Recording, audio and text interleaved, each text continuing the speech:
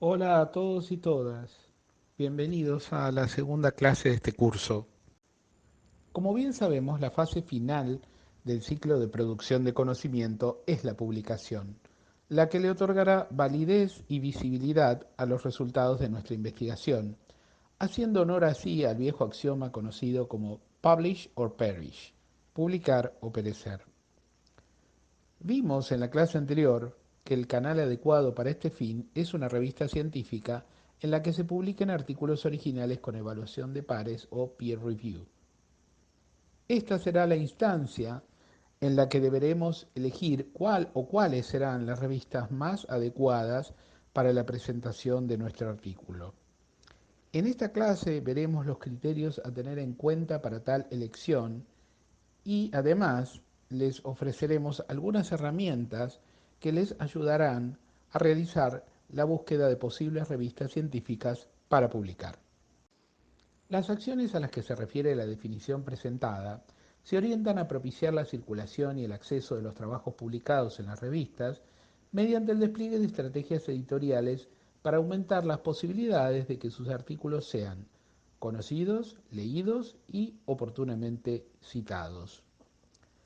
Los aspectos de la visibilidad mencionados en el gráfico se refieren a los distintos tipos de acciones realizadas por los editores de las revistas para conseguir un mayor y mejor posicionamiento de sus publicaciones, y que, desde el lado de los autores, serán los atributos o criterios que tendrán en cuenta a la hora de elegir dónde publicar. A continuación desarrollaremos aquellos que son considerados relevantes en el marco de este curso. En este cuadro se observa un menú de criterios a ser considerados a la hora de decidir dónde publicar. La elección y la jerarquización de cada uno de ellos dependerá de varios factores, entre ellos las exigencias del financiador, los objetivos de difusión propios del investigador o investigadora y el presupuesto que se disponga para la difusión de los resultados. Normalmente en esta sección informativa de la revista se expresa el alcance temático de la publicación, el tipo de contribuciones que reciben y el público al que están dirigidos sus contenidos. Este será uno de los primeros filtros que deberemos aplicar en nuestra búsqueda para la elección de la revista que más se adecue a nuestras necesidades de difusión. El prestigio de una revista se define principalmente por dos factores: la relevancia de la información en ella publicada y la reputación del cuerpo editorial que la dirige, de sus árbitros y del reconocimiento de la comunidad científica de su especialidad. Otro indicador de esta cualidad puede ser la magnitud de su utilización como fuente de información para medios de comunicación masivos. El o los idiomas de publicación de una revista es otro de los factores que hacen a la visibilidad de una publicación. La mayoría de las revistas científicas nacionales se editan en español, aunque otras lo hacen también en inglés y portugués. La elección del idioma tendrá que ver con cuánto es el alcance de difusión que deseamos tener para nuestro trabajo. Si elegimos el inglés, idioma dominante en la comunicación científica, probablemente será mayor la difusión de nuestro paper. Sin embargo, muchas revistas que se editan en un solo idioma exigen a los autores que redacten el resumen del artículo en al menos dos o tres de ellos: español, inglés y portugués. Esto se debe a que frecuentemente las revistas están incluidas en bases de datos internacionales en las que se muestra el resumen en varios idiomas, aumentando así las posibilidades de acceso a nuestro artículo, incluso por lectores cuya lengua no se corresponda con la del texto completo. El factor de impacto surgió en la década del 60 del siglo XX de la mano de Eugene Garfield y permitió dotar de una medición estadística a la calidad de las revistas. A partir de ese momento, este tributo comenzó a ser determinado no solo por la percepción de prestigio de la comunidad científica, sino también por la contabilización de citas que cada revista recibe. Finalmente, el factor de impacto se instituyó como un modelo hegemónico para la medición de la excedencia académica, construido a partir de la realidad de las revistas científicas insertas en un robusto sistema de producción científica de la denominada corriente principal de la ciencia o mainstream. Lo que ha sucedido es que las revistas de los países emergentes o periféricos han quedado relegadas a un plano de invisibilidad por participar de un contexto de producción científica diferente al de los países desarrollados. No obstante ello, han conseguido elaborar sus propios indicadores bibliométricos acordes a la realidad de sus condiciones de producción, todo ello con el impulso otorgado por la corriente de publicación de acceso abierto sobre la que hablaremos más adelante. En esta filmina se presenta la fórmula de cálculo del factor de impacto antes mencionado.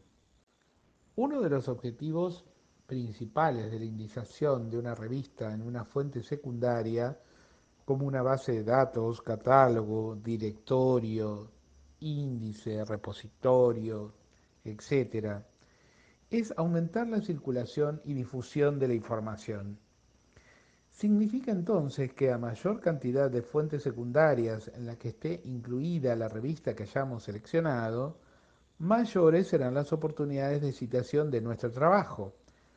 Cabe destacar que para que las revistas puedan acceder a formar parte de estas fuentes, han de cumplir estándares de calidad científica y editorial que deben ser acreditados por los editores mediante exhaustivos procesos de evaluación. Por lo expuesto, este debería ser un motivo muy valorado por los investigadores al momento de elegir en qué medio publicar. Por lo expuesto, este debería ser un motivo muy valorado por los investigadores al momento de elegir en qué medio publicar.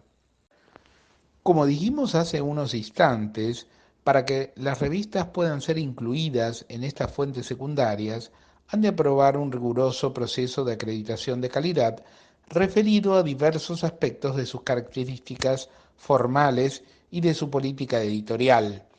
En este último caso, no solo deben demostrar que los artículos publicados son evaluados por pares, sino que además deben explicitar cada paso de dicho proceso.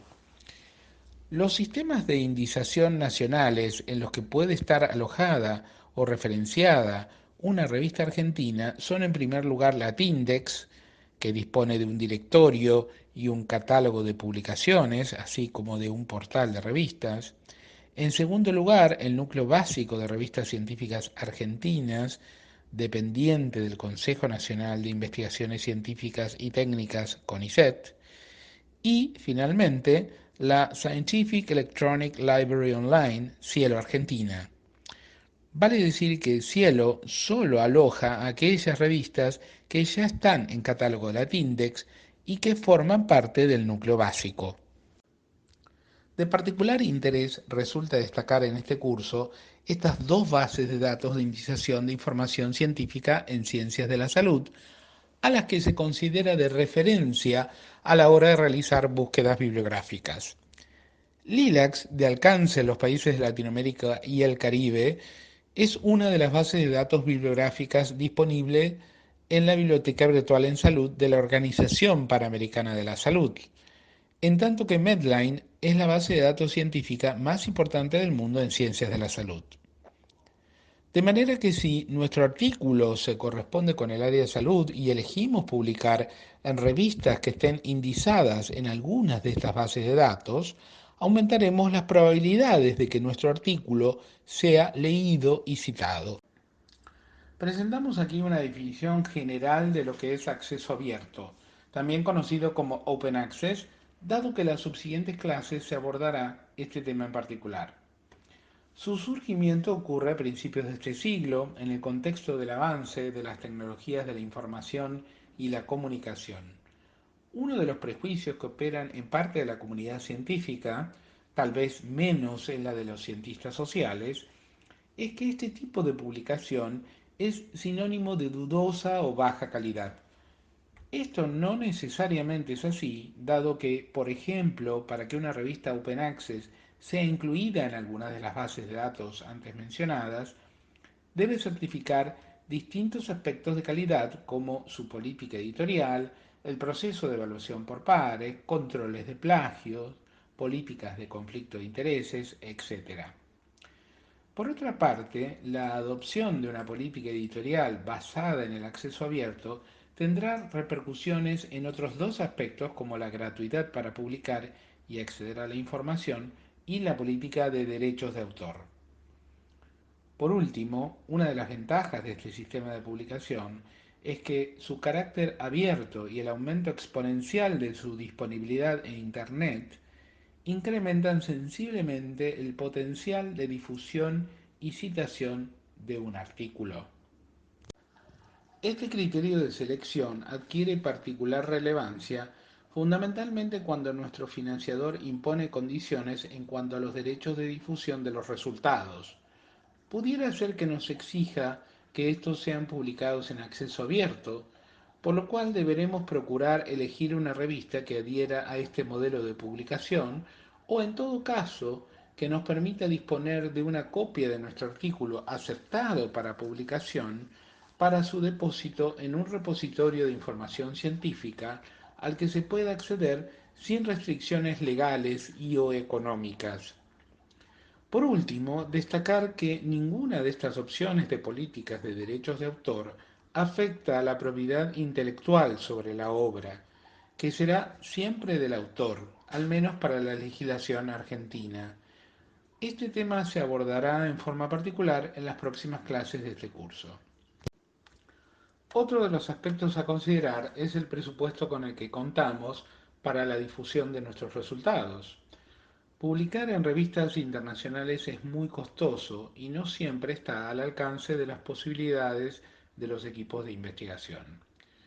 Sin embargo, existen revistas nacionales o regionales de acceso abierto que no cobran por publicar o que solo aplican cargos por procesamiento de artículos y que están destinados a financiar los costos que ocasionan las distintas fases del proceso editorial de un artículo.